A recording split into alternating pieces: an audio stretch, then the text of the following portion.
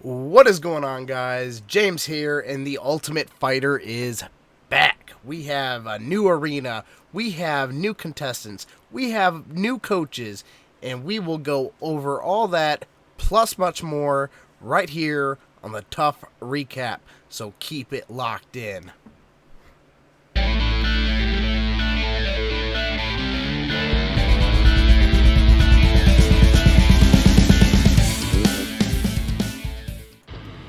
Welcome, guys. Like I said, this is the first episode of the TUF Recap, where we will break down the week's episode of the Ultimate Fighter, and we will go over the fights, we'll go over the fighters' profiles, we will let you know everything that happened in the episode for the week. And man, the Ultimate Fighter is back, guys. I mean, it hasn't been around since 2018. Was, I think, the last season. It's coming back for its 29th season. That is crazy, especially after the long layoff. But the new arena, man, it was built specifically for the Ultimate Fighter. I mean, this new Apex, it looks amazing, guys. It's got state-of-the-art facilities, top-of-the-line training options. I mean, everything that these guys need to compete and get better, and it's gonna be a hell of a season to watch this year. The weight classes this season for the Ultimate Fighter are bantamweight and middleweight divisions. For as stacked as the bantamweight division is, I'm excited to see some of the bantamweight fighters in this class and see what they can do. Like I said, these aren't. I mean, you might not hear these guys. But I know, coming from past Ultimate Fighters, I believe there's been 11 champions that have come through the Ultimate Fighter. So these guys are picked specifically because the UFC thinks that these guys could be the next top guys in the UFC. This season is headlined by coaches Alex Volkanovski and Brian Ortega, and these guys will fight for the featherweight title themselves. Two, if not pound for pound, best fighters in the featherweight division right now. I mean, Volkanovski's beaten Max Holloway twice. Brian Ortega's on a roll. These guys, it's gonna be a banger when they fight. So there's no better pick right now than to have coaches like this and training these guys. The episode basically started off with all the guys in the gym. Dana White comes in. He's pretty much explaining that there's been 5 Hall of Famers. Like I said, 11 champions have emerged from the Ultimate Fighter. So, you know, these guys are in for a rough competition here. You know, he said this is no joke. You know, these guys are going to be put through the ringer. And he lets the guys know right away that they're going to be evaluated by both coaches. So I don't think they got a lot of time here. From what I was viewing, it looked like maybe an hour or two that these guys got put through a series of like different training, different activities, just so the coaches can evaluate them. I mean, these coaches don't really know anything about these guys. So, you know, they're picking teams based off what they see in this whole hour or two, you know, that they get to watch. I know one of the strategies Brian Ortega had was he was literally just going up to guys, him and his coaches were going up to guys and just asking them what their biggest strength and weakness was and whether or not they wanted to fight on his team or not. I know a couple guys said, absolutely, I want to be on Ortega's team.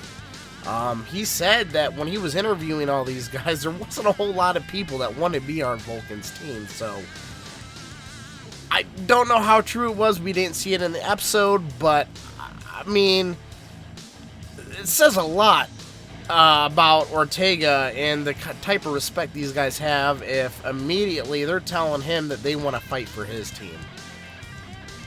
So after all evaluations were over, we go to the coin flip. And Volkanovski actually wins the coin flip, and usually you get to decide between the first fighter or picking the first fight selection. Vulcan chose the first fighter, and he selected bantamweight Mitch Raposo. And Ortega follows up by selecting Dan Arguleta, who I guess when he picks, he starts laughing, and he says that he's never been picked first for anything. So I don't know if this is a great pick by Ortega or not, but I mean, we'll see. From there on, they kept alternating picks between middleweights and bantamweights. The last pick of the first round was Cameron Lachinov, and Dana White tells him right there, he's like, hey, look, Kevin Gastelum was picked dead last in his season. Look where he went.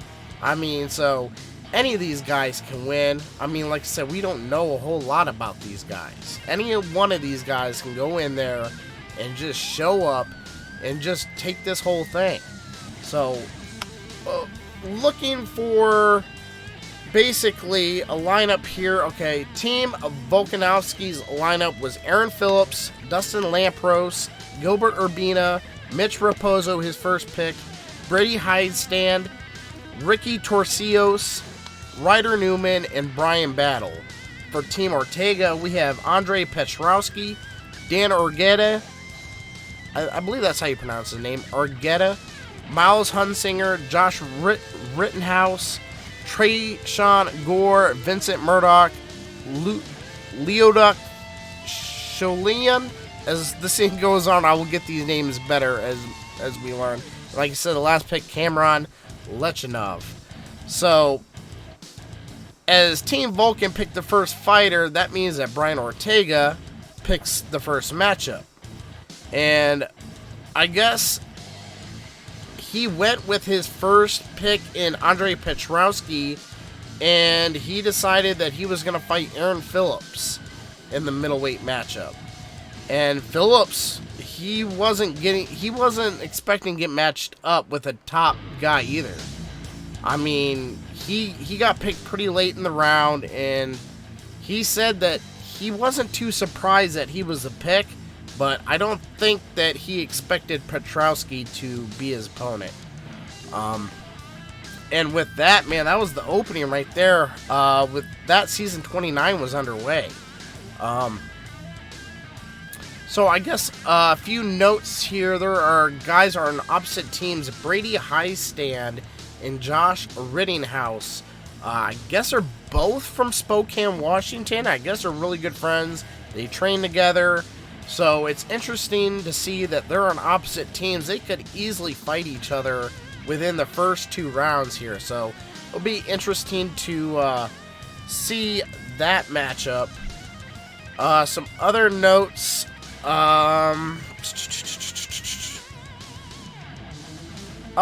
Phillips, Aaron Phillips, the guy who got picked from Team Vulcan to fight first, is from Alaska, and there's nothing out there from his profile and his video background.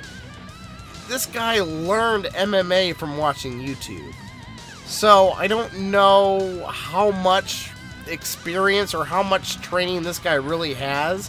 I don't know if they have great training facility in Alaska, but you know, this guy, he's 5-1 in his career.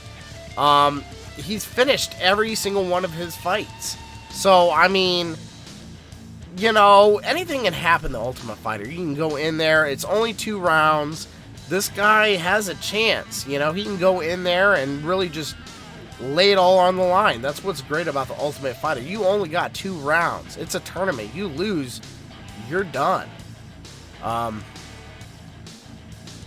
And like I said, this guy, who knows how much training he has? He's 30 years old. Don't know, you know, too much about this guy. On the other hand, for Team Ortega, Andre Petrowski, he looks like the real deal. This might be an early favorite to win this thing. This guy, 5-1, he's fighting out of Philadelphia, 29. He's finished all his wins, and he looks built to be a fighter, man. He really looks like he's got all the tools.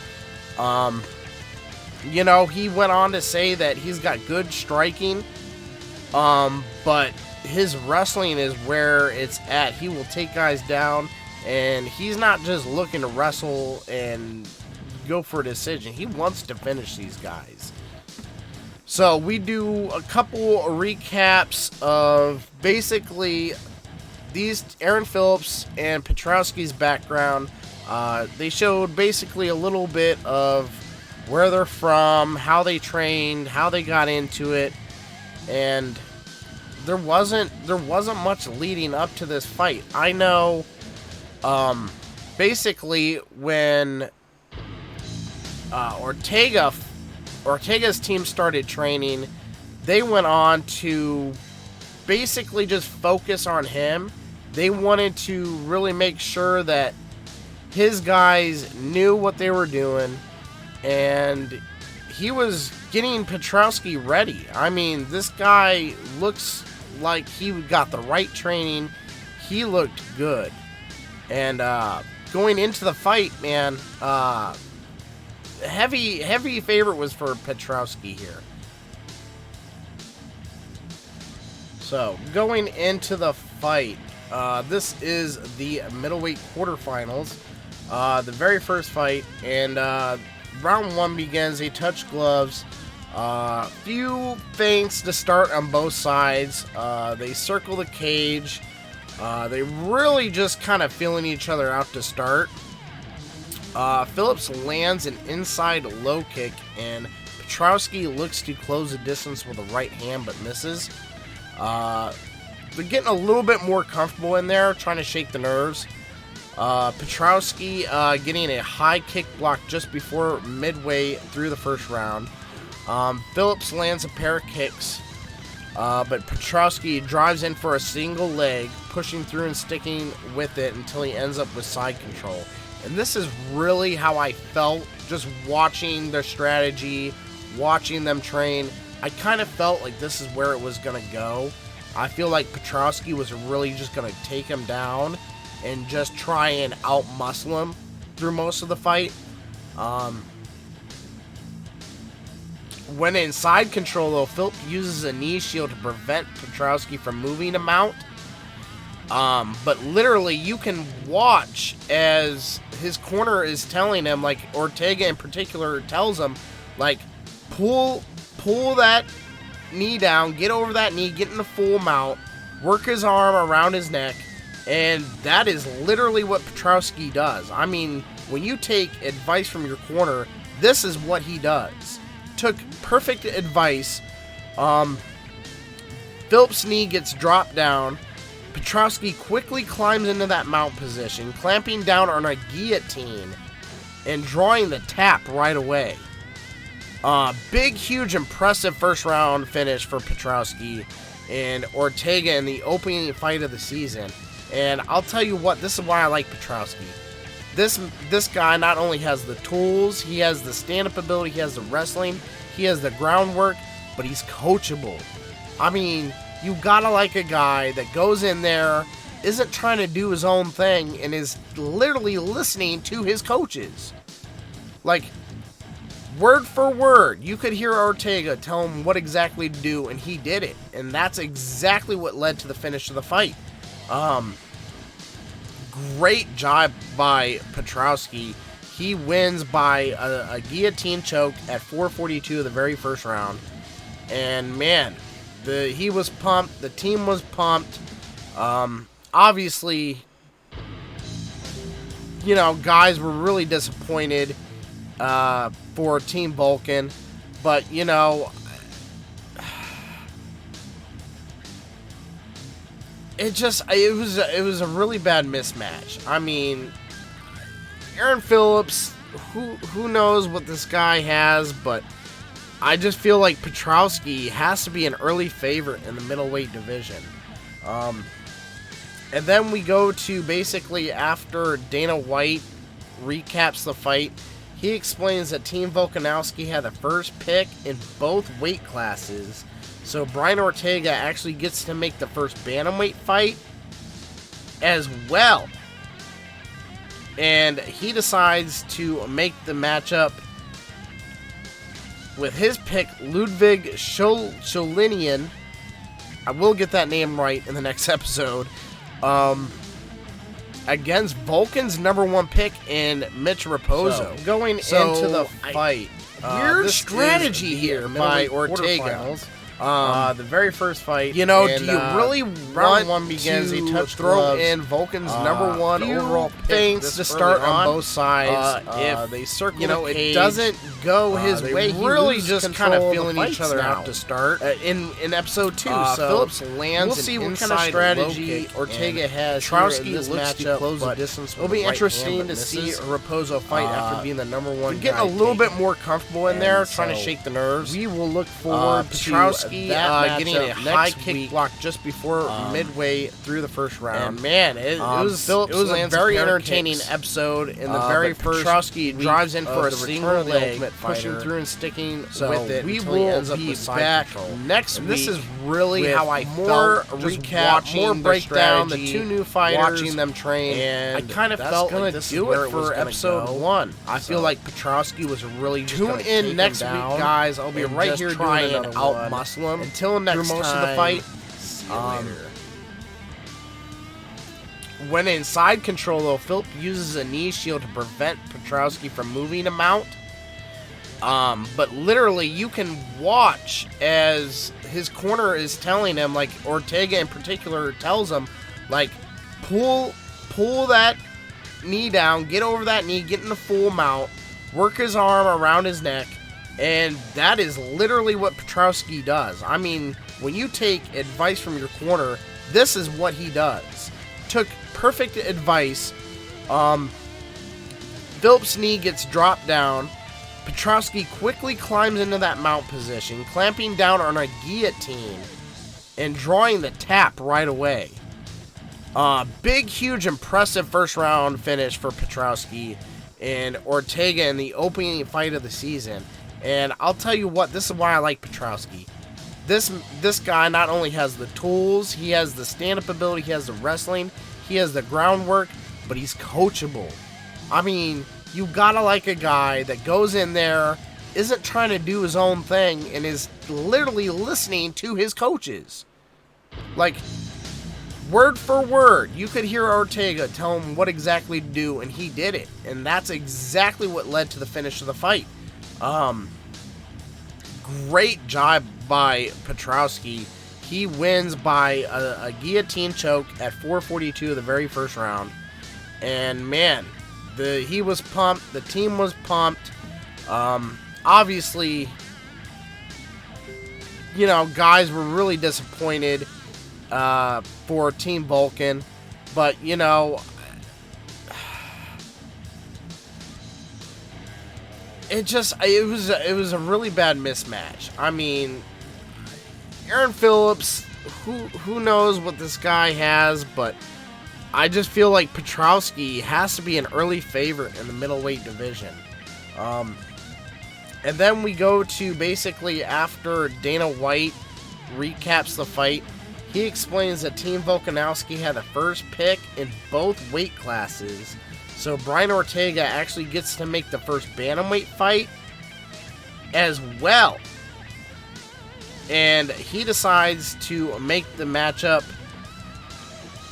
with his pick, Ludwig Scholinian. I will get that name right in the next episode. Against Vulcan's #1 pick in Mitch Raposo. So, weird strategy here by Ortega. You know, do you really want to throw in Vulcan's #1 overall pick this early on? If, you know, it doesn't go his way, he loses control of the fights now in episode 2. So, we'll see what kind of strategy Ortega has here in this matchup, but it'll be interesting to see Raposo fight after being the #1 guy taken. And so we will look forward to that matchup next week. And man, it was a very entertaining episode in the very first week of the return of the Ultimate Fighter. So we will be back next week with more recap, more breakdown, the 2 new fighters, and that's gonna do it for episode 1. So tune in next week, guys. I'll be right here doing another one. Until next time, see you later.